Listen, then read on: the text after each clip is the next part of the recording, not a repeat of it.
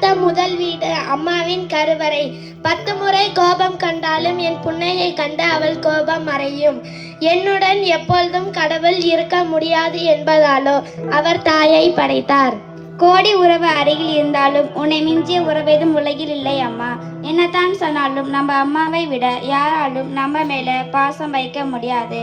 தான் பட்ட கஷ்டத்தை தன் பிள்ளை படக்கூடாது என உடனிருந்து அறிவுந்தும் தெய்வம். அம்மாவை பற்றிய கவிதை.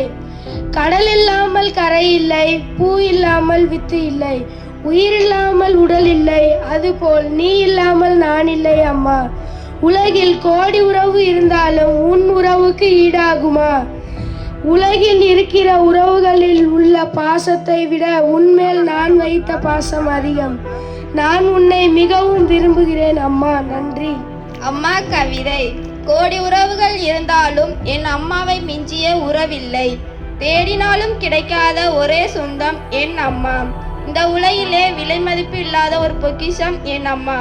எல்லாம் பெண் பிள்ளைகளும் சொல்வார்கள், எனக்கு என் அப்பாவை தான் பிடிக்கும் என்று சொல்வார். ஆனால் எனக்கு என் அம்மாவை தான் பிடிக்கும். உயிர் இல்லாமல் உடல் இல்லை, நீ இல்லாமல் நான் இல்லை அம்மா. அம்மா என்றால் அன்பு, அம்மா என்றால் அன்பு, அம்மா என்றால் அனைத்தும் என்றும் பொருள்.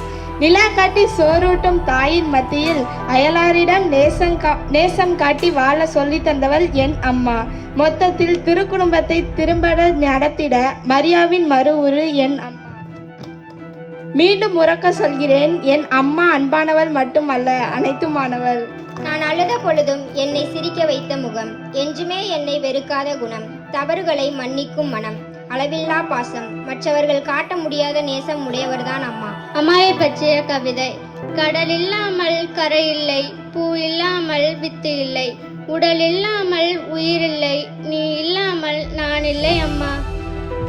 கோடி உறவுகள் அருகில் இருந்தாலும் உன்னை மிஞ்சிய உறவேதும் உலகில் இல்லை அம்மா.